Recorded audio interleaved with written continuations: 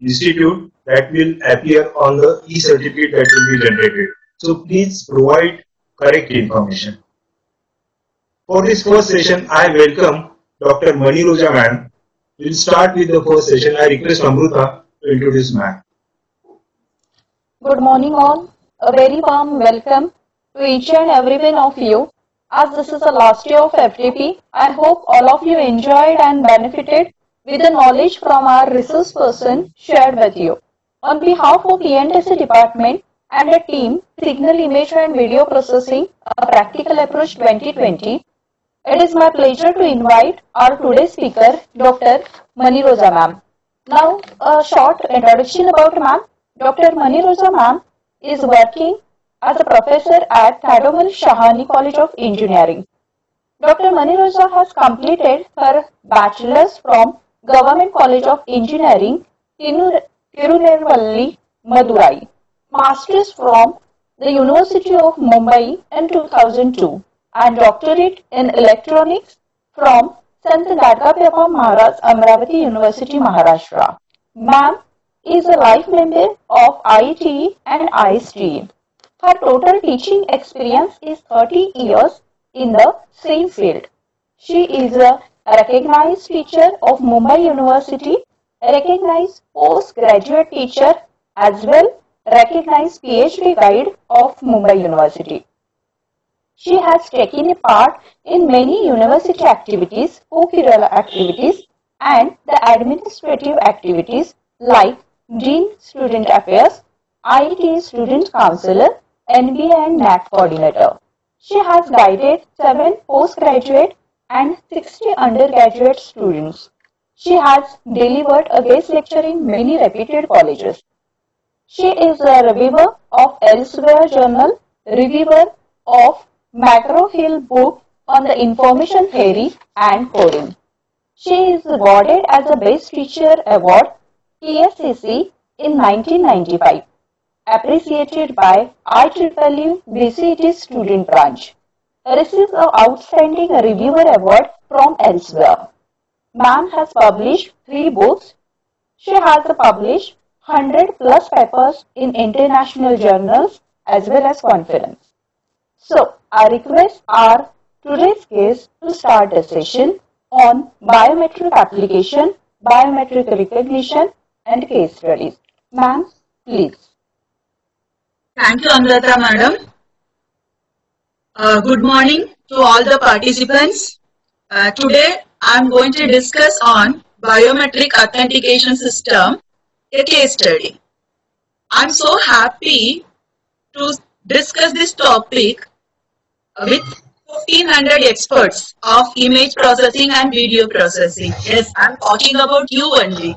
Last 1 week, you have gone through so many areas of image processing. You have done spatial filtering, you have done frequency filtering, you have done image compression, segmentation, artificial intelligence in image processing, forensic science application.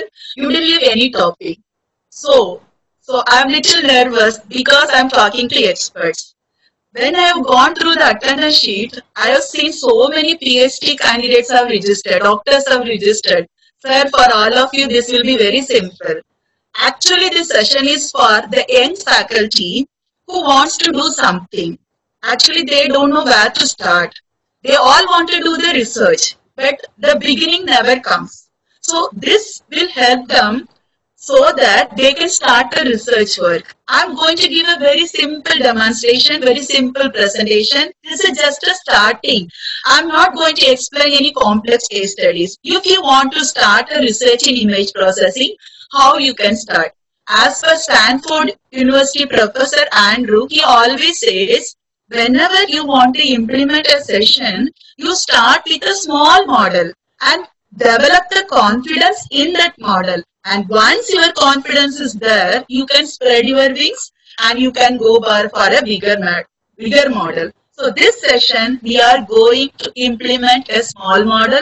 We are going to understand how we can go with a biometric authentication system, and then you can spread your wings. Let us start our session. What is biometrics? Biometrics is the science of verifying the identity of a human being through psychological measurements or some behavior measurements. It is actually operating by acquiring the biometric data from an individual, extracting some features from the acquired data and comparing these features with the database features we have already created. Now, what are the security systems today? First type of system is something you have. Like that, you can have an identity card, you can show to the watchman, he will allow you. Or you can have a smart card, so you can swipe the smart card, you will be given entry. This is first type. Second type, something you know, you remember. They are the passwords. And third one is our today topic, something you are, something you have with yourself. That is the biometrics. Now, what are the advantages of biometrics? Advantages of biometrics, they cannot be stolen or forgotten.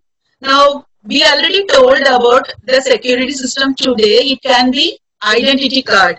So you can leave somewhere and someone can pick it. Or you may lose your bag or it can get stolen by anyone.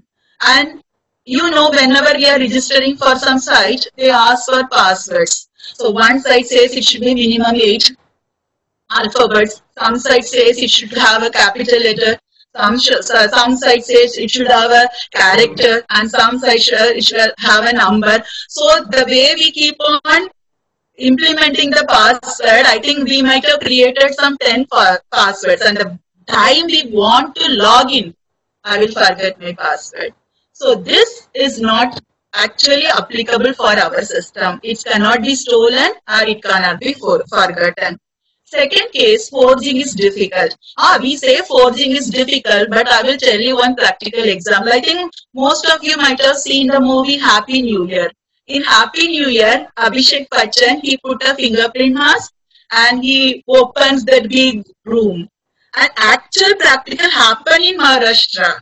And it happened in medical college. Medical college students, all doctors, and actually senior resident students, they forged their fingerprint in Fevicol. And then they gave the student this forged Fevicol. They put the Fevicol mask on their fingerprint and they were giving fingerprint for the seniors. And it was continuing for almost 1.5 months. Then suddenly they found out it's going wrong. They are doing forging. So they switched back to the traditional signature recognition system. So forging, we say it is difficult, but still it is possible. Highly reliable because you protect your behavioral characteristics and your physiological characteristics. So it is a reliable system. What are the application areas of biometric system? Authentication system, first application, our today topic. So wherever you are going, if the entry is protected, so you have to produce your biometric and then you will be authenticated. So that means security is one part of that, like BRC or highly prohibited area. If you are going without authentication, they don't allow you. So it is a good approach. E-commerce. Now in Apple phone or many phones, whenever you are downloading some application, they ask you to give your fingerprint. And now in future for any application or mobile transaction, they may ask you to authenticate using your fingerprint. An important application is forensic application. I think most of you might have seen Crime Patrol and CID. So the CID officers or Crime Patrol officers come to the site and they pick up the fingerprint, which may not be actually clear. But still they will take it and they will take it to their office and they will go through their biodata. The match is found out. Okay. So it is very much useful for forensic application. Okay. So these are the application areas of biometrics. Now, what are the requirements of biometrics? First requirement, universality. Everyone should have it. Actually, it should not like only Bombay people have. It's not available for Delhi people. Everyone should have. So, this system, whatever we are going to implement, it can be used by everyone.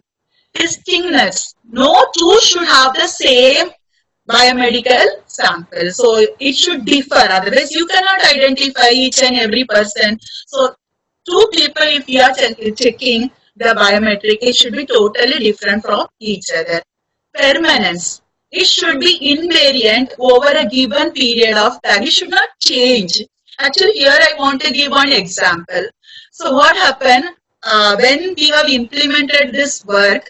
Actually, we were planning for multi-modal biometric system. So it was a combination of signature, face, and actually fingerprint and iris. So the first model implemented was fingerprint, and we tested the system. It was working very nice. Then we went for signature, then face.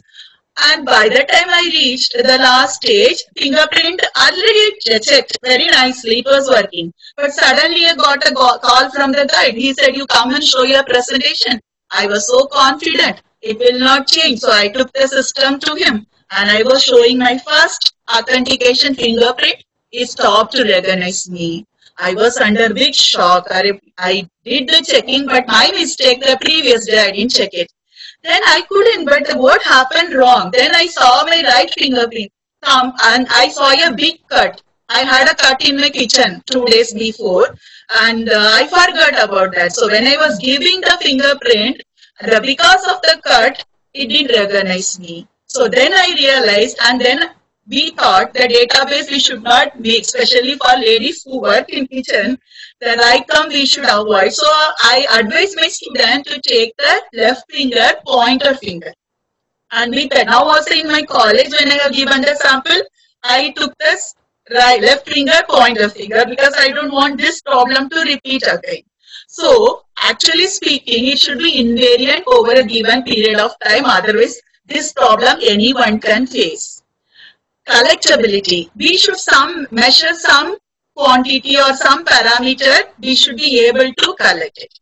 Performance. It should give a good accuracy. The speed should be very good, and the resource requirements should be not very costly. This all we consider while designing a biometric system. Acceptability. It should be harmless to users. Okay, so it should be a non-invasive technique. For example, DNA is one method of biometric authentication. But DNA, you have to take the sample from the body and then you go for the comparison. But face recognition and fingerprint recognition, it is harmless to users. So these are the basic requirements of any biometric system. Now, what are the simple biometric traits? For example, sample, it is divided into two categories, physiological and behavioral. Under physiological, we have face, fingerprint, hand, iris and DNA. These are samples. And we have some more palm print recognition you can do, brain recognition you can do. Under behavioral, keystroke and signature, voice. But I didn't like much voice because what happened?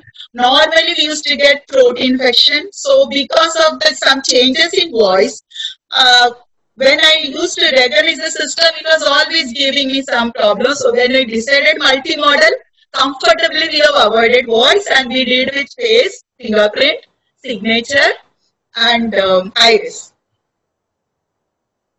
Now, what is the unimodal biometrics? Now we are going into the actual system. So, any unimodal biometrics consists of 4 major blocks. First block is biometric capture model. That is, this is used for taking the input sample. Second block is feature extraction model.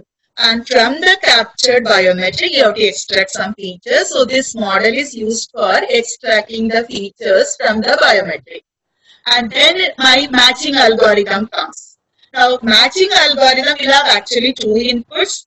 One input from the previously stored database and second input from the feature extraction model present here. So, this matching algorithm will compare these 2 database and the incoming feature and it will generate a match score. And depends on the match score, the decision model will give the decision. And in our case, the decision grant your authentication or don't grant the authentication. So this is a basic unimodal biometric block diagram. Now there are two categories. One is identification, second one is authentication. Now where identification comes in picture, when we were discussing about the crime scene, like a forensic application, you are taking a fingerprint from the crime site and then you are taking to the office and you are testing. You don't know whose fingerprint it is. So you are verifying with the existing database. So the fingerprint will go through the entire fingerprint database and it will give some match. But authentication, we have limited number of people inside. For example, we have designed the system for our class authentication, our class student attendance we have. So my maximum strength was around 60. So here the system is not very complex. So what we are saying, one student is coming, his database is already there, he is giving his sample and this sample will be compared with the database sample and then the result will come. So authentication is a simple task. Identification is a huge task. So but these are two categories, almost the procedure is same. Only identification, the incoming sample is not telling who I am. Only the system has to respond that who you are. In authentication, you know that you are telling that I have come, allow me the authentication. So the entire calculation, the procedure and speed becomes fast for authentication. Now unimodal we have seen and we'll go for multimodal biometrics. Now multimodal biometrics, instead of using one simple biometric, we are going to consider at a time more than two. Now, in COVID time, it came handy for our college.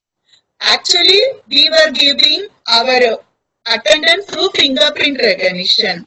But suddenly one day from Government of Maharashtra, the rule came that you should not give fingerprint recognition because we want the social distance and all.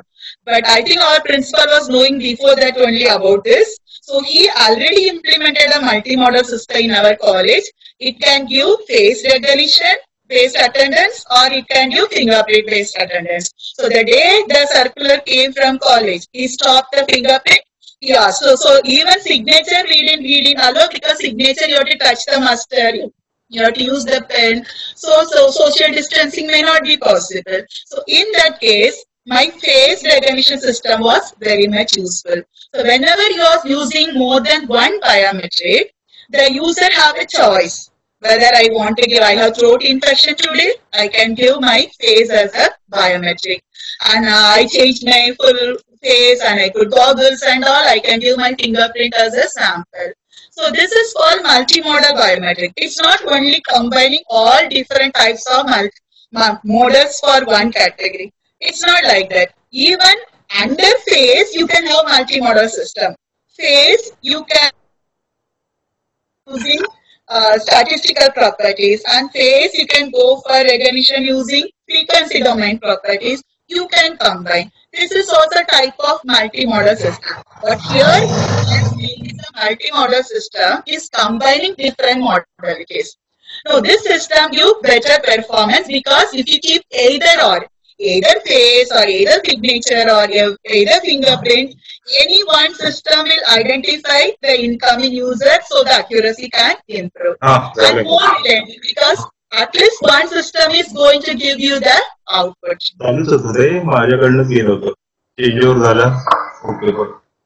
Now, what are the design issues and approaches?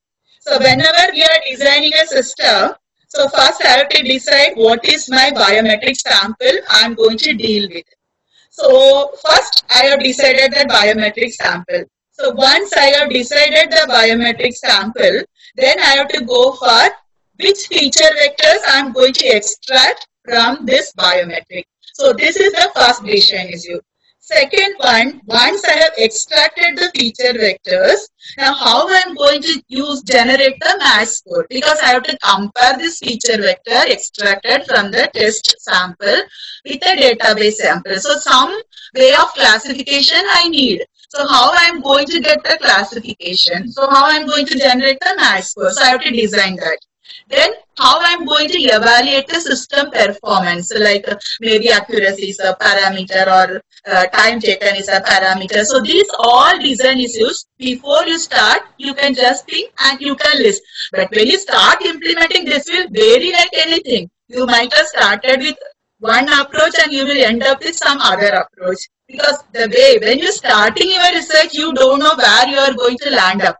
So it is just a beginning, but as they progress, when you read papers again and again, when you refer some others' work, then you will come to know the actual work and your imagination power increases, and then you will go for your actual work. Now for future vector generation, we can have two different types of approaches, time domain approaches or frequency domain approaches. Now, under time domain approaches, already you have gone through, you can consider mean, variance, the length of, in case if it is a signature, the length of the signature, width of the signature, and the pressure you give, and the speed of writing, all can be considered as time domain approaches. Under frequency domain approaches, you have already gone through the frequency domain also. You can consider various transforms under frequency domain approaches. So in frequency domain approaches, you are going from time domain into frequency domain using one of the transform. You can use discrete wavelet transform, you can use Fourier transform, you can use discrete cosine transform, you can use discrete sine transform, Hadamard transform, Hart transform, Hartley transform, any transform which you can consider as a frequency domain approach. So once I have decided to implement a system, so I have decided that I will go with this approach, time domain or frequency domain. When I implemented this system, we have also gone through time domain approaches, but the accuracy we were getting is not that satisfactory. So we switch to frequency domain approaches. This is only from our side. But if your system is good, even with time domain approaches, you may get a very good accuracy. Now match score generation, very simple Euclidean distance measure we have considered. So the database image I am referring that I kept it in Y. Now the feature vectors are extracted from the given sample and they kept it in the database vector Y. Now incoming is X sample. So whenever the match score generation is taking place, the incoming sample is getting compared with the database sample and this distance is getting calculated between the incoming sample and the database sample. Since we are going for a difference and this difference will be almost equal to 0 when my incoming sample is matching with the database sample. And if the sample what I am sending for testing is not same as the database sample, then there is no match between, so the cancellation will produce a bigger value, that means error is more. So I am generating a score with respect to the incoming test sample for all the stored samples. Now here, since I am going for authentication, whenever there is a match, the value what I am going to get for the incoming sample will be almost close to 0. So once I have calculated the Euclidean distance, I can arrange according to sorting order. I can pick up the minimum Euclidean distance as a match. So this comes for match score generation. Then how to measure the biometric accuracy? Biometric accuracy, we can go for simple accuracy measurement, or there are some few other measurement. One is called as true acceptance rate, otherwise TAR. So here what we are doing, already we have generated the database. Out of the incoming samples, how many of the actual sample which is there in the database got accepted? That is true acceptance rate. What is false acceptance rate? Actually the incoming sample is not belonging to the database, but still authentication is given. It is called as false acceptance rate. True rejection rate. What is true rejection rate? Actually the user is present in the database and he got rejected. Okay, so that is called as true rejection rate. What is false rejection rate? the user is not there in the database and he got rejected. So true acceptance rate should be more because those who are there, they are getting accepted. False rejection rate should be good because those who are not there getting rejected. But for our model, we are only considering accuracy. So out of the given samples, how many got accepted, we are going to check. Now this is the standard implementation model for any biometric system. The first block is the sensor block. If you are considering signature recognition, this will be a signature input. So during the starting, you can ask the user to sign on the page, many samples, and you can scan it and you can take it. And now signature pads are available. So you can ask the user to sign on the signature pad. And in case if it is a face recognition system, the sensor will be a camera. And if you are going with a fingerprint recognition system, the sensor will be a fingerprint scanner. Okay, so this sensor will take the biometric model and it is going to give an image. Next block is pre-processing block. Now this pre-processing block varies with respect to the researcher. So they apply their own algorithm and they come with a very good result after the pre-processing block. But here what pre-processing we have considered resizing because anyone can give different size of signature. So the model will get confused what is the size of the incoming and if it is not matching with the stored database value. So here we have only considered two steps as the pre-processing steps. First step is resizing to a standard size. Second size, the recognition was done in gray level imaging. So we have converted the color image into gray image. These are the only two pre-processing systems. Then we go for feature extraction. This also varies researcher to researcher. One researcher can go for time domain, one researcher can go for frequency domain, and one can go for neural network. So for our system, we have considered frequency domain. So after pre-processing, we are going to extract feature vectors from the incoming data. Now after that, whatever features are there, we are converted into an array. We are going to store in the database. So this is the enrollment process. Before starting with authentication, I will call all my 60 students and I will say, you give your sample and the sample gets stored in the database. Now during the testing, the same sensor is getting used and student come and give the biometric and the pre-processing will be done, future extraction will be done, and then this feature extraction will be compared with the database and the matching score will be generated and the decision model will give, yes, your attendance is registered. This is the standard implementation model of the system what we are considering. Now we are going for case study 1, signature based authentication. Now, what are the steps involved in signature-based authentication system? First, we have to capture the image. Then we have to do the pre-processing. Then we have to go for feature vector generation. And then we have to generate the match score for the respected test image along with the database image. And finally, you have to give the decision based on the match score. So, for signature capturing, either as a beginner, we started with a scan page. We asked the student to sign on the page. We collected their samples. We scanned the sample page and then we manually extracted every signature and we created the database and we are done. But as time progressed, we came to know about this Wacom digital pen tablet. So we took the pen tablet and this tablet was given to the user and user was asked to sign on the tablet and it is getting transferred to the computer. Now whenever I talk about signature recognition, you can have online authentication, you can have offline authentication.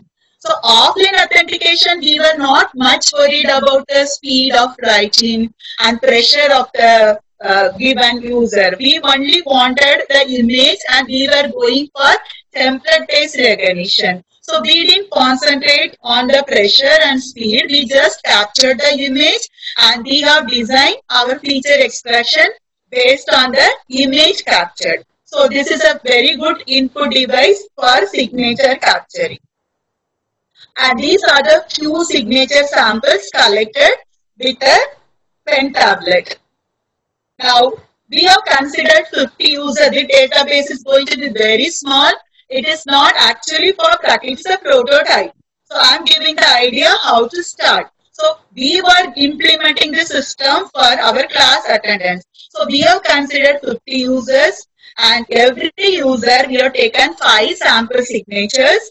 Out of the 5 samples, we have considered 3 for testing, 3 for database and 2 for testing. Because if you want to evaluate the performance, you have to consider some samples which you have not kept it in the database. Otherwise, if you are checking the signature which is already there in the database, your system will give almost 100%. So we have divided the samples into 2 categories.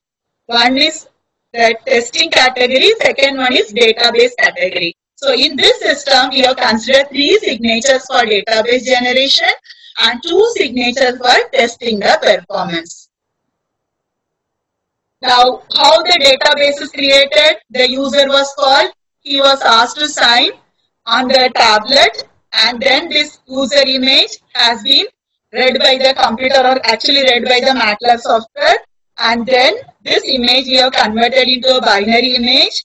On the binary image, we have applied feature vector generation method. We are going with discrete cosine transform, and then we are going to extract the features and we are going to put it in the database and repeat all the steps for all the images. Every user we have collected 5 samples, but 3 samples I am going to generate this DCT. Why DCT?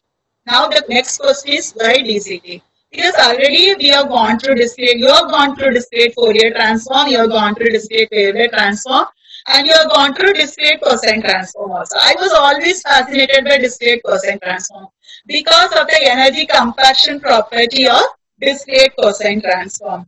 In discrete cosine transform, only the first few coefficients are sufficient to represent the image. So, if I am considering the first few coefficients, then what are the advantage? The speed is going to be fast and the memory requirement is going to reduce. For example, if you are considering an image of size 64 by 64, if I am applying DCT, I am going to get overall 64 by 64 DCT coefficients. If I am using all these coefficients, the comparison time will increase. I am getting disturbance. Is it? Can you hear? Sir, can you hear?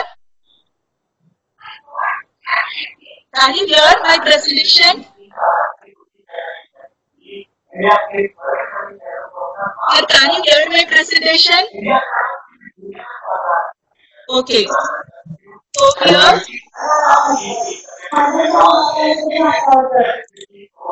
I'm getting crosstalk. Okay. So here I'm going, so in case if I'm considering the complete image, there are total 64 to 64 DCT coefficients. When I apply the comparison process, you have to do this many calculation with one image. So my calculation time increases, the speed gets reduced. Also you need memory.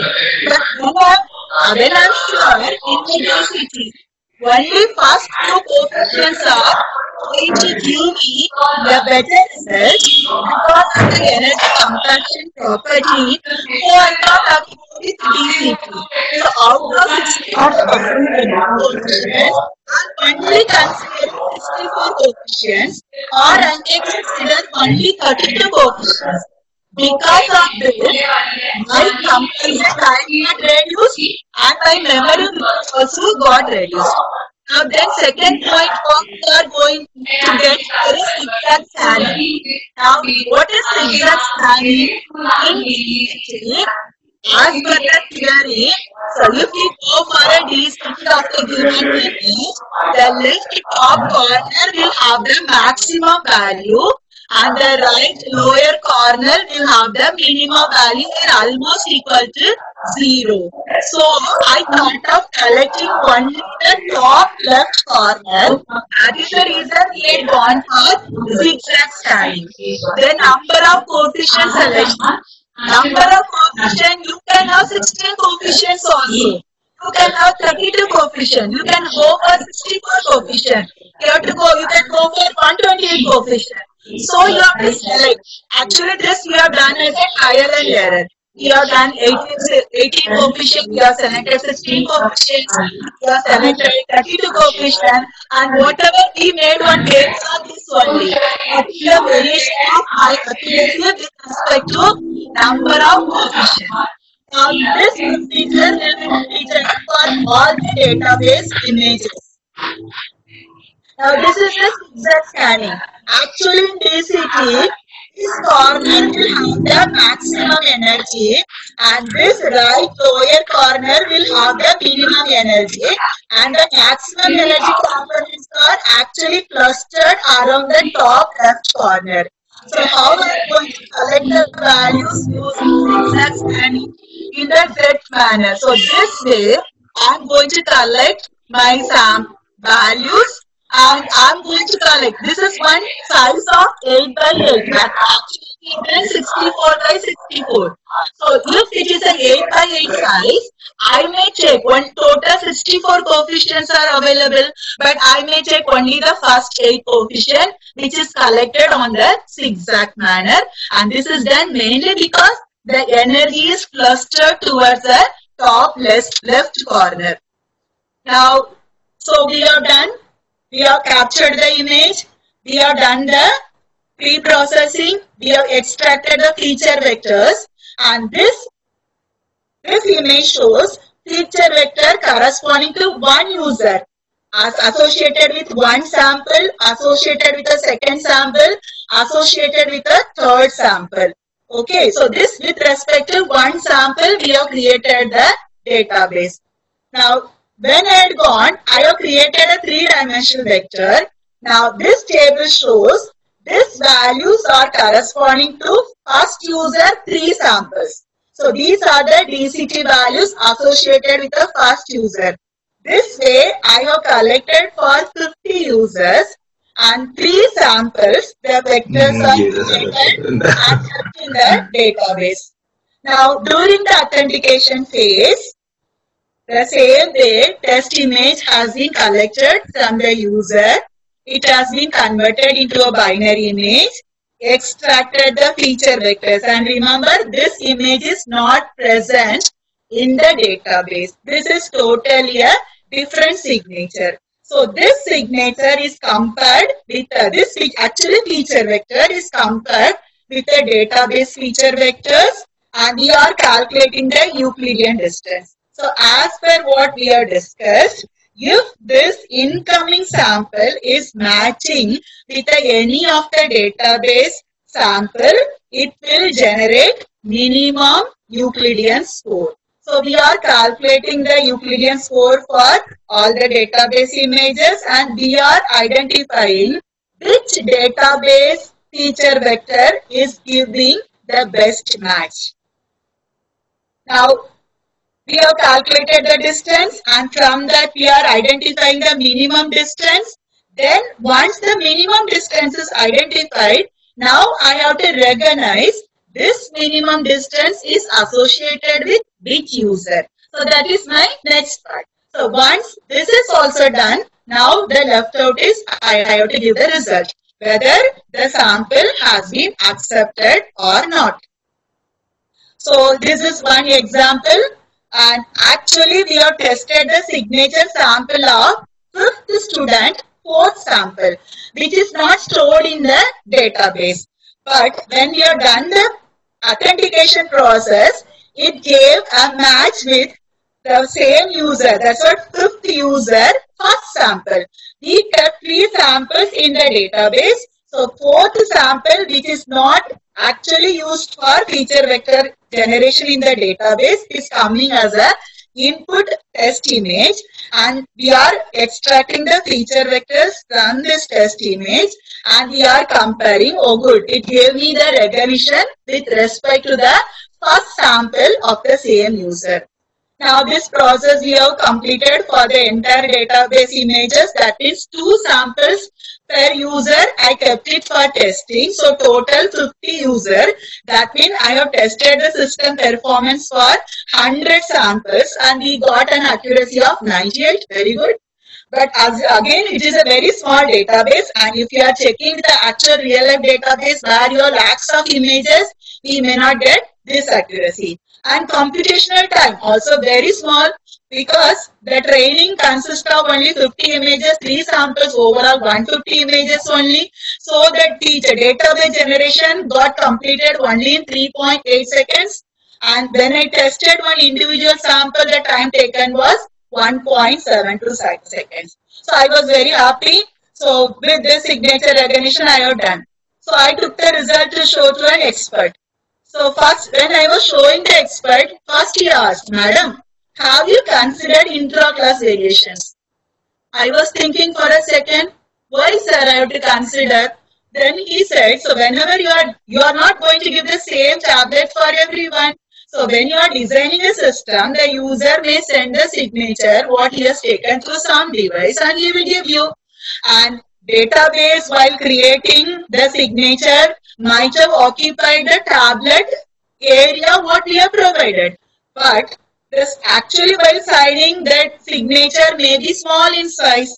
The signature may be rotated. The signature may be translated. How do you consider this variation? I was under shock. I didn't consider any of this. I assumed that all are giving perfect signatures. There is no problem.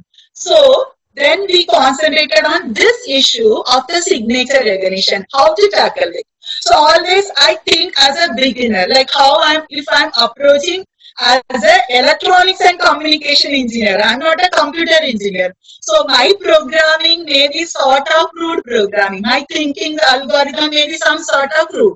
So we were trying to extract some algorithm which will avoid this intra-class variation. So see, this signature is, if I'm considering a signature, and the test signature is rotated with respect to this signature, it is possible. And this is my own signature, and this is one signature. If you are considering for same signature as a test signature, here scaling, it is reduced in size. And this signature, it is starting from this end, but here it is translated from this. So it can be all 3 cases are possible. So translation, rotation and scaling possible when the actual user come and give that sample. So how to tackle with this issue? So we went for simple what we have studied in the signal processing and image processing. That is nothing but correlation. So what we have done, so by going through literature, we found out normally the rotation is between -60° to +60° with respect to the reference. It's not actually, you can change it from 90 to, it is a programming point. You are giving a variable which is going to change the angle from -60 to +60. But here restricted to from -60 to +60 because normally these variations are from -60 to +60. So we started rotating the sample with respect to the first signature, and we were keep on calculating the correlation between the reference signature and the test signature. So we started from -60°, 50°, 10, 40, 10, 20, 10. So whenever they are matching with an angle, the correlation value what you are getting, it's like autocorrelation, it is giving the maximum value. So you can fix that angle as the angle between the reference image and the test image. Now rotate the test signature by that angle, the angle will be same as the reference image. This is the approach we have considered, but you can bring your own approach and you can write a paper on this. Now this will tackle my what problem? Rotation problem. So how to tackle the translation problem? So Normally signature is written on a white background. So we assume this way. So what we have done, we removed the white pixels from the left, white pixels from the right, assuming these are the paper pixels, white pixels from the top and white pixel from the down. That means we have only, it is segmenting only the signature. This we have done for both the signatures. Test signature and the reference signature. That means translation is automatically removed because both are starting from the first left column. Both are starting from the first row. Now this will tackle my translation issue. Now how to tackle my scale issue? Now I know the left column value and right column value for test image, same way row value and top row and bottom row value for the test image. Now the same thing I can measure for reference image. Now by dividing the first by this, I will get the scaling factor. Now this scaling factor I can use to expand the test image. So we can tackle rotation, we can tackle translation, and we can tackle scaling also. Now this is my input image. See, this is the input image. For translation correction, I removed this white area from left, and top, I consider this top end, R end. So this much we have removed, and right hand side we have removed this much area, and left hand side almost it is touching the border. So this is the image we have considered for removing the translation. Now this is a combined correction. This is my reference image. This is the test image. Here you can clearly see the rotation between both the images. And when I done the RST correction, this image has been rotated with respect to this image. So this is the rotation given. So we have used the autocorrelation approach, and then we rotated, after getting the angle, we rotated this image with respect to the first image. Wow, I got the second image. Now complete system now. So reference image, feature extracted, and it is kept for verification. Whenever user is coming, then we are going for RST cancellation. Feature is getting extracted for the RST cancel image, and then we are going to generate a matching score, and then we are going for decision device. So this we have developed as an extension, and thank God when I went for the exam, my examiner first question, Madam, have you kept the option for interclass variation? So I should thank the expert who gave me the idea, otherwise simply I should have gone with a simple signature recognition. Now we are going for case study 2, face-based authentication. So one signature recognition we have discussed, and then we'll go for face-based authentication, and then we'll see a few demonstration of this case studies. So face-based, I said COVID season, it is very useful. No need to touch anything, no need to touch the mustard for signing, no need to give the fingerprint, no need to touch the given fingerprint scanner for giving fingerprint. You have to just stand in front of the camera, your authentication is granted. Now face recognition. Actually we were working on a online based face recognition system, but here I cannot show because in my laptop the acquisition model is missing. I downloaded from internet yesterday only 2020 model, they didn't keep the option. So I cannot give you online demonstration, but I can show you offline demonstration like how we are done for signature, same way how we can recognize the face recognition. And second one, this system should be robust. Again, your expression, and yes, I think you have gone through one case study on facial expression also, and orientation of the image and illumination of the image. These all factors we have to consider while designing the system. Now, what are the problems associated with face recognition? The size. Now, we have used laptop camera for capturing the image. So one can come close to the camera and you can give the image, and second one stand away from the camera and give the image. Now depends on these factors, your resultant image generated will vary. Someone, the photograph may look like a very close-up shot. and someone, it will look like they are giving the face from far away. This create actually problem in the face recognition. So what we were doing, we were restricting the student. You have to sit in this place, sit in front of the camera. We have kept some books, we have adjusted the height, and we asked them to give the same database. Actually wrong. It should not be done. But as a beginner, I am telling this is okay. Because first you have to develop the confidence. I can implement a system. I can work on the system. Once you have confidence, you can go up to deep learning.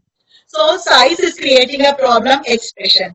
Purposely students will give different expression. While generating the model, if I am there, they will give very good expression because the faculty is present.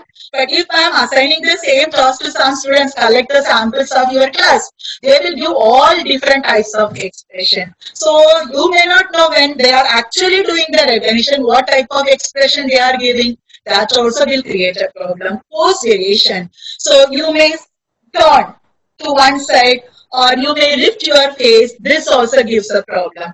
Lighting variation. You might have recorded the database in the morning, or you might have database recorded in the evening and the room was totally illuminated, or only sunlight was present. All will cause a problem in face recognition. And presence and absence of structural components. The student may be a boy, and when he had given the database and he was not having a dadi, but when he came actually for attending, big dadi is grown, so it should not create a problem. And glasses, specs, initially when they are given the database, they were not wearing the glass, but when they are going for recognition, if they are wearing a glass, the system should recognize. So these all factors I should consider while going for face recognition system. Now what are the pre-processing steps? The way we have done for signature. So it's like what I have done for one model, almost same we have continued for the all models. So work was actually simple. So first you have to capture the image, and here the sensor we are going to use is camera, and we have used webcam, the camera attached with the laptop. And then we didn't do the recognition in color image, because color image, as you know, the RGB components comes in picture. So the memory needed, the calculation needed will increase. So we have converted the color image into a grayscale image. And to manage the illumination variation, we have considered some sort of brightness normalization. And then we have gone for, if it is a video, we extracted only the face from the video, extracted face. It will remove the background. It will put a bounding box only on the face. It will extract the face. And if you want more features, so you can extract the local features like eyes extraction. Yesterday, madam was discussing about nose extraction, mouth extraction, and she told nose was not at all giving a valuable information. Yes, that is true. So what we have considered, so we have considered face, complete global face, and we have considered eyes. We have extracted the eyes, and that also we have considered. So we have gone for actually a multi-system. If you can represent the result in terms of only face, or if you want the facial features comes like the body came and the bald hair came, then you can go with eyes extraction. So because of that, we kept the local features option also in this system. Now what precautions we have considered while doing the, these are like you can take it as constraint. Okay, so we always taken the database under constant background. But this gave actually a problem while testing. Because testing depends on the intensity, the result was sometimes rejecting the student. And we always maintain the constant brightness. And as I told, the distance and height from the webcam are kept constant. So beginner level, again I say it is okay. Huh? Then you can go for a robust system which doesn't consider all these factors, and whenever a person comes in front, it should give the authentication. Now, this is one case of normalization, and before normalization, the image is looking dull. After normalization, the image is looking better. Okay, so this type of normalization we are going to consider. So what we have done for normalization actually, from the database, one image Out of the 50 sample, whatever image which is having the best intensity or best distribution, we kept as the reference image. Now all the incoming images corresponding to all users, we have adjusted the intensity with respect to this user. So how we have done? We converted this reference image into RGB components and we took the average value of intensity of RGB and then we combine this average RGB for all the pixels. We have total the value corresponding to all the pixels associated with the reference image. Same way we have calculated this sum for the test image. So test and then every test image pixel we have multiplied the value given by reference sum divided by test sum. So it was getting boosted as per the reference. So almost all the images were looking like with same illumination. So this is the normalization we have considered for our implementation. So what local feature we have considered for extraction? As I mentioned, we have considered the local features eye, mouth and nose. You will laugh if I say how we have extracted the eyes. So this is the original face of the student. Okay. So we were thinking how we can extract the face. We have converted into binary image. Then we started. See, top you have a black pixel. So what we were doing? We were scanning from the first row and we were coming down till where we say a line of black pixel that represent my eyes, not eyebrows. Eyebrows, we have a discontinuity. Normally depends on the eyebrow thickness. So we consider the eyes. So we identified this top part of my eye. So that coordinate we located. Then after that, we went above by 7 rows to include the eyebrows. And we went below some 13 rows to include the complete eye. So from here to here, I extracted around 20 rows and 80 columns which will extract the eyes. So once you have extracted this coordinates, where I have to start extracting the eyes, where I have to stop my extraction, I took this on the original image and only we extracted the eyes. You can see the result. It gave a very nice extraction of eyes. Same concept can be used for extracting the nose, can be used for extracting the mouth also. But since we are going to implement a system only with extracted eyes, so we are not discussing anything with respect to nose and mouth. Now this is the face recognition. See, this is the tested face of one of my students, and this you can see the expression totally varies. Here her mouth is open and her eyes are wide open, but still, so this is like one of the image which is recorded in the database. And this is the incoming image, even though this is not there in the database. But when I have tested the performance of the system, I was able to recognize the performance. So I was able to achieve. Now what accuracy I was getting? We were getting the accuracy of 90% for face recognition. Again, I am telling this is a small database, so nothing great about this accuracy. But actually, if they are checking with the original database, then a huge sample faces will be there, and there you may not get this database, so you have to improve the performance of the system.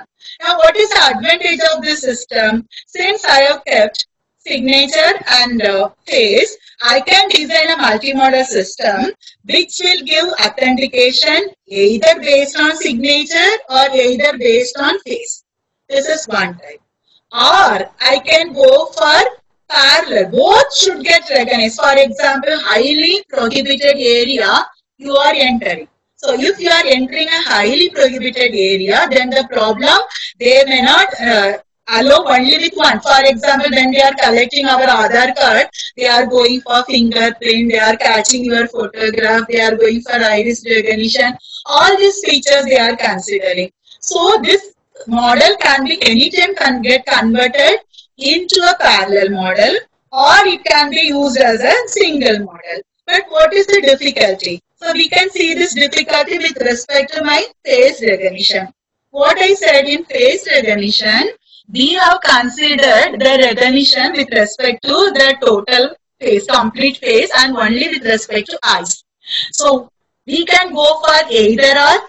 If the person gets identified only with respect to face or with respect to eyes, give authentication. So this is either this or this.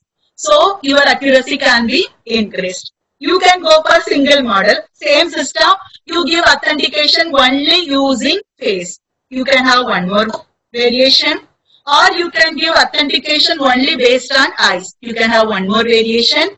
The last one is Khatarnak, that is complicated one. Both. You should get recognized and face also should get recognized. And your eyes also should get recognized. So when I have done this, my accuracy is getting reduced to 88%. Only face, it is giving something around 93%. Only eyes, it is giving something around 73%. When I am combining these two with either or, it is giving 95%. Okay. So now this is face recognition for my case study 2. Now I will go for what is the future scope, and then we'll go for my demonstration.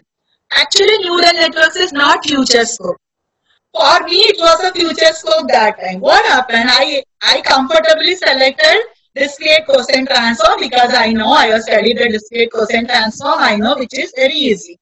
So when that time neural networks are very popular. So I thought, why can't I use neural networks? So DCT. So what I told, we are going to extract the discrete cosine features. So if the image is of 64 by 64 size, so we are going to extract 64 by 64 coefficients, but all coefficients are not necessary. Only the first few coefficients are necessary when you have collected on zigzag manner. So I might have considered some 32 coefficient out of the 64 by 64 coefficient. This 32 coefficient I have selected as the input features to the neural networks. So total input neurons, I was having 32 input neurons.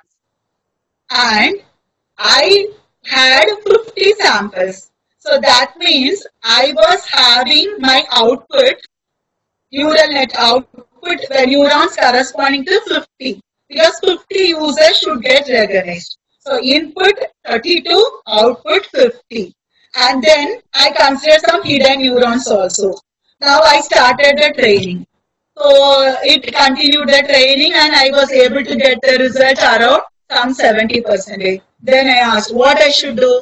They said you have to change some parameter, learning parameter, or you have to add some more neural networks, or you have to add some other extra features. And then you have to repeat the process. I was so bored, I said what? And my DCT is giving 98%, and with neural networks again and again, I have to train, I have to, if I change any parameter, I left. But I should have not done that. As a researcher, you have to give option, because if you have gone in that time neural network, now you may be a master of machine learning. The opportunity I got, I avoid. I left it. That should not happen with the young researchers. You should explore the options given. So neural network is a good choice for recognition, and now everyone is going for deep learning. For this database, actually deep learning is not necessary because my database consists of only 50 users. But whenever you are considering a huge database, deep learning will help you because your structure will improve, more hidden layers you can consider, and learning is going to be very deep, and you are going to get a better results once your training is done. Now what is transfer learning? Now transfer learning, as per, again I will refer to Professor Andrew from Stanford University. See, I have done my signature recognition using neural network. I say deep learning network. So I'm not going to use one set of hidden neurons. I will be designing many set of convolution layers, and then my output layer comes. So I have done the signature recognition system.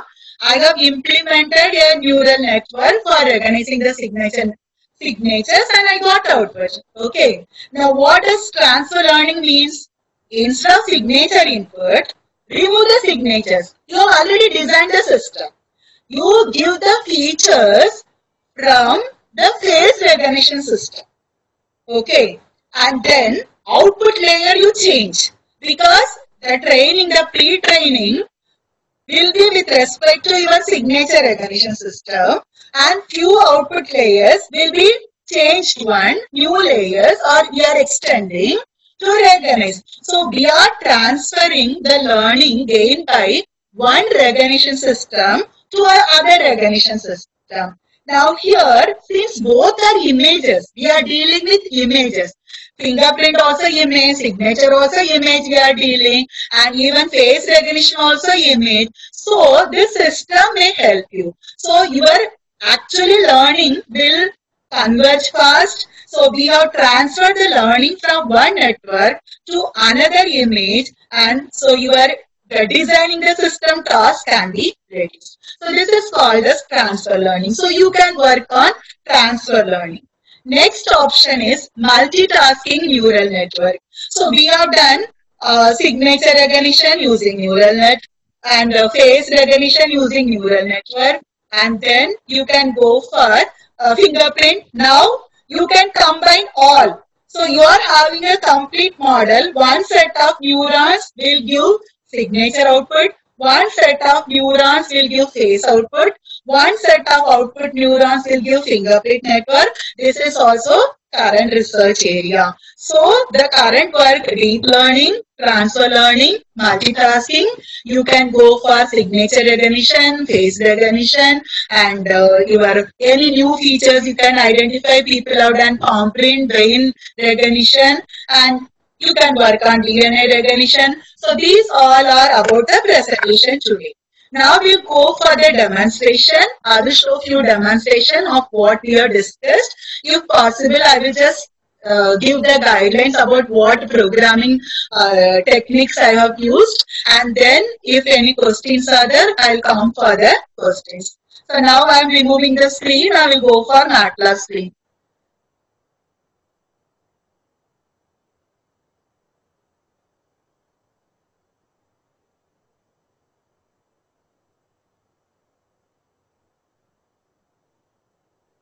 I hope you can see my MATLAB screen. It's a visible. Yes, ma'am. Yes. So first I'm going with signature. So this I am going for testing a single signature. Okay. So the first part of the program is generating the feature vectors.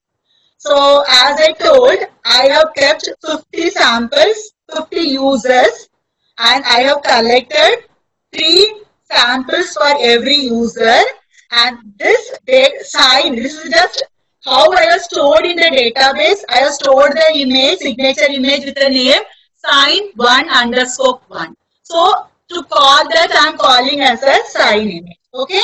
So this is just calling the number of samples, number of users, and how to access the image. Now I am starting the for loop. For loop will go from the first to 50 samples. So in one attempt, I am generating the feature vectors associated with all users, and one for loop corresponding to the number of users, and one for loop corresponding to the number of samples. Every user we have generated, we have actually collected 3 samples. So when I am considering this process, I am going to collect the feature vectors of 50 users, 3 samples. So my database totally will consist of 150 database feature vectors. So what I have done, I have collected my database samples are kept in this folder signature. So from the signature folder, I am calling the signatures, and here I am calling a function DCT zigzag. So whatever signature I am calling, I am sending inside the function DCT zigzag. this function will calculate the DCT coefficients associated with the particular image. Actually, sample by sample I'm sending. So sample by sample, it will collect it and it will keep it in the vector FE T corresponding to every sample. And already we have done the zigzag collection also. So I'm collecting just a row, one column vector from the image. So this 64 means I have collected 64 coefficients. So this can be changed to 32 coefficients, this can be changed to 16 coefficients, so that becomes one paper. Okay. So here we have varied up to 256 and we were getting a better result with 64 coefficients. So we were restricting the number of coefficients to 64. So once the first for loop is completed, for every user, I have collected the feature vectors associated with 3 samples. Now for all users, the outer for loop will collect the values. It will keep the values in the vector, DCT vector. So this I will vary corresponding to the total number of subjects. So once I have completed, corresponding to all 50 users, the feature vectors are generated. So we'll run this. I'm running this. So we'll check. We'll see the time, how much it is taking.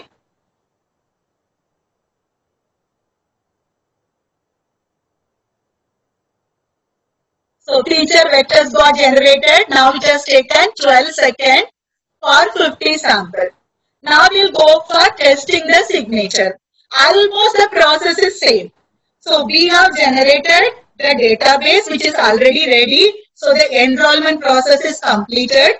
Now we are going for the testing phase. So to test a single image, I am opening my next program. So again, I am collecting. So you see, here I am taking the 5th user, 4th sample.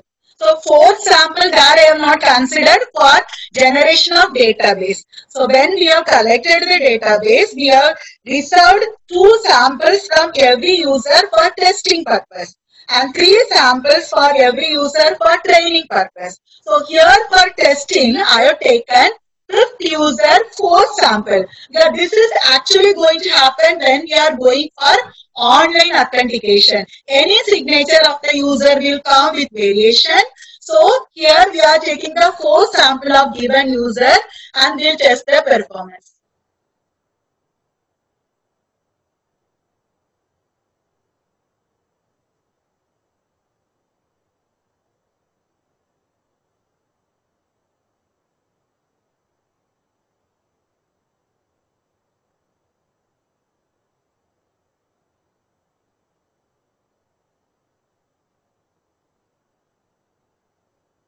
See, here you can see actual signature we are testing is 5_4. But what we are recognizing is 5_1. 1 minute, I'll show the result. Can you see this result? Yeah, it's available. Okay. So actually I have tested sample 5_4, but I am getting recognized with 5_1. So that means my signature recognition is working perfectly. Now I am going for what RST calculation I was discussing. We'll see that demonstration also.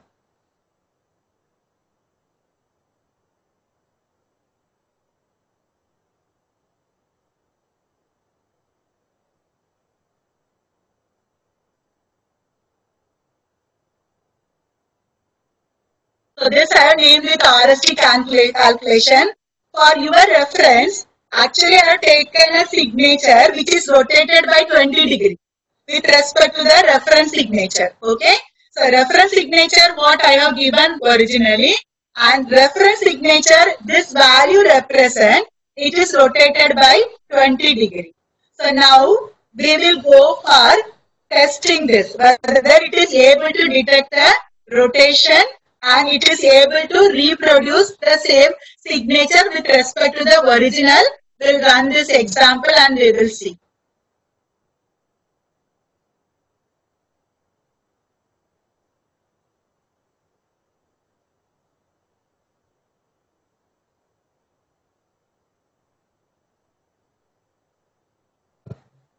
This processing takes time because we are changing from minus 60 degree to plus 60 degree.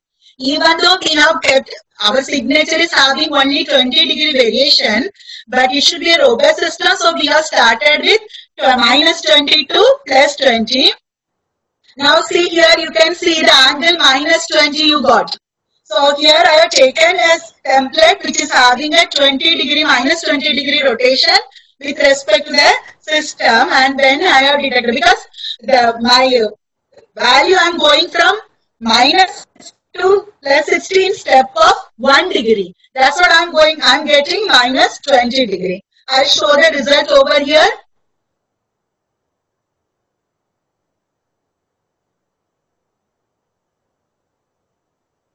See, this is the reference signature and this is the test signature.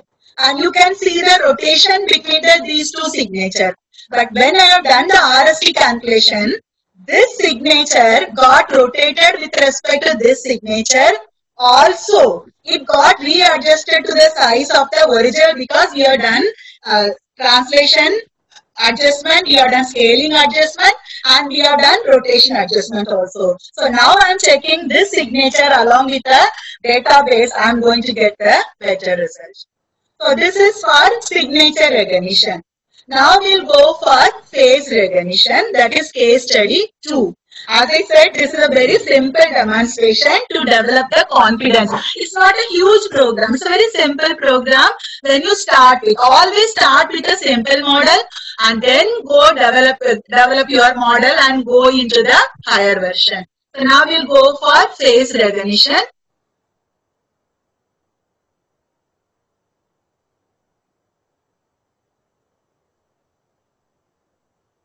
So face recognition. First we'll go for generating the feature vectors. Okay. So generation of feature vectors, I have considered the same 50 user, 3 samples of the user, 3 samples per user, and now I have changed the coefficient to 16 coefficient. Because with 16 coefficient, I was getting a good result. Same way of sending inside the discrete cosine transform, zigzag collection. So this is like transfer learning. Not in neural network type. I have learned my knowledge which I got through fingerprint recognition. I have used for face recognition. So now we'll run this work. I'm extracting the feature vectors from the face and eyes vector what we have extracted. So actually this is faster because the image size is smaller. So for the entire training, it means entire extraction of feature vectors, it took only 6.8 seconds. Okay. Now we'll go for single test. So we'll go for testing the face. One single face. So again the same procedure. I'm not changing. I'm getting a single face. I'm comparing the database feature vectors, so I'm extracting the same DCT values. I'm going for comparison, so we'll run the program. See the result you are getting. The same result what I have shown. And this is actually corresponding to 23rd user, third sample which is getting recognized. So there is a clear-cut difference between the two faces. The first sample, the lips are closed and her eyes are looking, the pose variation. She's looking at some different, but here in the recognized face, she's looking at the camera and her lips are open. Still we are able to identify her face. Now we'll run for the accuracy. The programs are not more than 20 lines, very simple programs. So this is giving 95% accuracy. Now here I will show a modification. See, I said G1 represent face recognition. G2 represent eyes recognition. Okay. So here R symbol means either G1 or G2. If it is getting recognized, you give authentication. So I got 95% accuracy. I'll change this. I'll go for AND. Okay. So I had gone for AND. So my system will recognize if the face and eyes both are matching. So I will save this. I will run this. Oh God, my accuracy is reduced to 28%. So adding this is not giving me a good result. Okay. So I will remove my eyes. I am deleting my eyes. Only with respect to face I am going.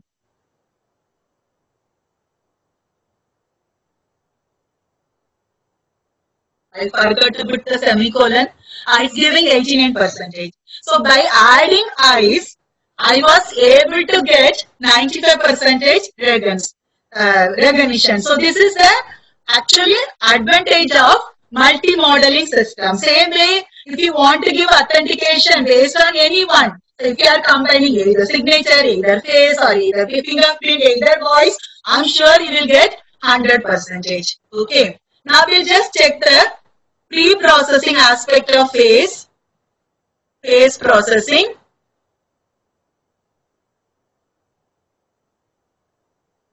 So I'm just extraction of eyes. I'm going to show you.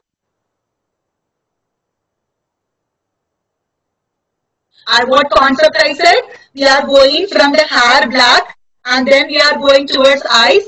After identifying eye, we are going back and we are starting from the eyebrows and then we are crossing that starting point. We are going below and we are only extracting the 20 rows and 80 columns so that it is covering the entire eye area. See, this is the original face, binary face and extracted face. I will show how we have adjusted the brightness also with one example. That is the last example. This is the wrong way of normalization. If you have selected a reference image, a dull image, and this is the incoming image. But when you are adjusting the intensity background of this student got adjusted with respect to this student. That means he is going towards the darker side. This should not happen when you are going with a normalization. Always it should have been reversed. Any incoming dark image, intensity should get normalized as per the good image. So always fix a very good image for the normalization and then go for your system. For all signature, you can go for normalization. Okay. So now I will go for stop sharing. I will go back to my presentation slide.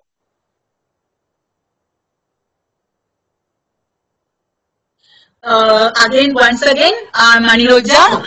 I have presented two simple case studies. Two simple case studies like me in my 30s, like where I have to start the research, how I will start, whether it is difficult programming. For that type of audience, I wanted to give one introduction about starting the research. So two case studies I have done. One is signature recognition, another one is face recognition. Very simple, but with a small database. Hope you should have understood. And anytime you can contact me if you have any doubt about this authentication process.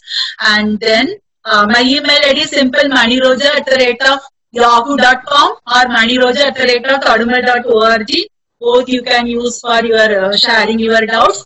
And I take this opportunity to thank Anil sir for calling me, the entire organizing team for giving me a chance. I hope the session was useful. Now I hand over the session for question answers to, I think, Amruta madam or someone. Anil sir, thank you so much. Thank you very much. Thank you very much, madam, for a very exciting session. Biomedical authentication was not at all covered up till now. You have covered that session, that part of image processing very beautifully. Thank you, Maniroja madam. Thank you. Yes.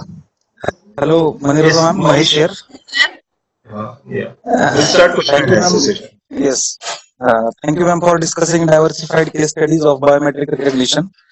I think your session was perfect example of why we have titled this faculty development program practical approach. Now, yes, Pooja ma'am will take questions. Okay, sir.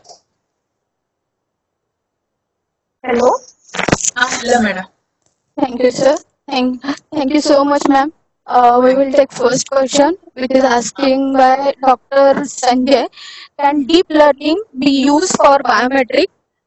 Since the data per user is generally limited and the number of labels is very large. Yes, you can use deep learning. You can, of course, you can use deep learning for biometric authentication system because I think there are many practical examples available in GitHub. So if you are going to GitHub, they have taken a huge database and they have done the biometric recognition system using that. They handle more than 1,000 images, and the simple example was cat or dog. So I think they dealt with more than 1 lakh images and they got the output, perfect output. It is possible deep learning. Okay. One second question from Piyush. Many times it was observed that Mehendi fingers will not accept by biometric system. So is there any solution on that? I'm telling you, Mehendi fingers are not getting accepted. You present a multi-model system. So fingerprint, I know fingerprint is not getting accepted. Our college's example, face recognition also. So immediately we were able to do the face recognition. Otherwise, what you can do that Mehendi actually should not happen if you are extracting the individual features, not as a template. What I have discussed is, I consider the fingerprint as a template. But instead of that, as one madam said, extract the fingerprint feature, that arc, fingerprint is having bifurcation, termination point. If you are extracting the features and then you are designing the system, your system will identify. That's not a problem. Okay. Next question asked by Prafulla madam. In face recognition, if face is injured, then can biometric recognize person? No, I didn't get madam. Face. Hello. In a face recognition, if face is injured, then biometric recognize a person. So, what I said, if the face is injured, that means face is injured where? Entire face, not possible. But in case, if your injury is around the mouth area, and I kept my eyes recognition system, so only by eyes, the person is going to get identified. And in case, if the injury is in some nose area, that is the reason I kept for two system. By using the complete face also, using the eyes extraction also.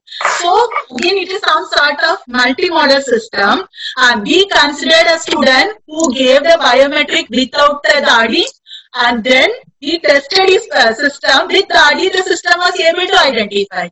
So depends on your injury area. So if the injury area is with respect to the complete face area, very small area, of course you will get recognized. But injury in the complete face, no madam, it is not possible. Okay. Another one question asked by same participant. If two persons are twin person, can it recognize two separate person in a face recognition? See, this is for a single face. We have not taken a video, and from the video we are capturing many images, we are doing the recognition. That is go for face extraction. I think that was also covered in one of the session. It will identify every individual user and it will go for extraction. What extraction I have presented is just for authentication of one single user.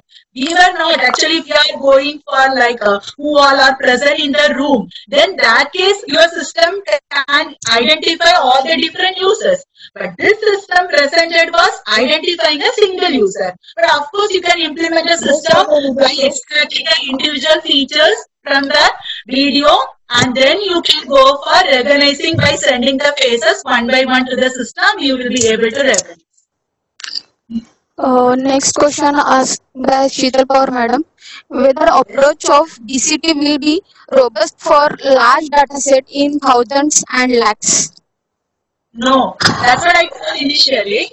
DCT may work, but it is not sufficient. You have to improve your performance.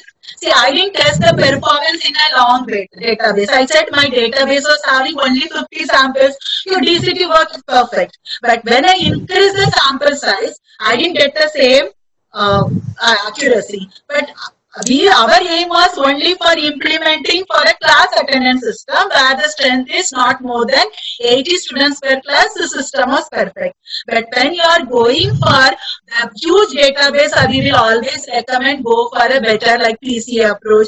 Yesterday the session was covered, principal component analysis. You can go for wavelet approach. That session was also already covered. So you can improve your features and then you can go for a better result. But actual deep learning system, you can, if you are going for convolution network, it extracts the features from the data and it can give a very good accuracy also. Okay, we take the last question asked by Archana madam. If person wear glasses, then how eye extraction and recognition is to be done? So glass again, see, glass also will get recognized if your features are actually very good. So here what we can say, we can include mouth also. So if you are seeing the person is coming with a black color cooling glass and then he is standing in front of the camera. So there are students who comes with cooling glass, but always we will instead remove the glass before giving your face for authentication. But if the student is very naughty, we can always say, we can always include the recognition based on our mouth area also. So if he is not identified with his eyes, getting him identified using his mouth region, we can go for XOR option.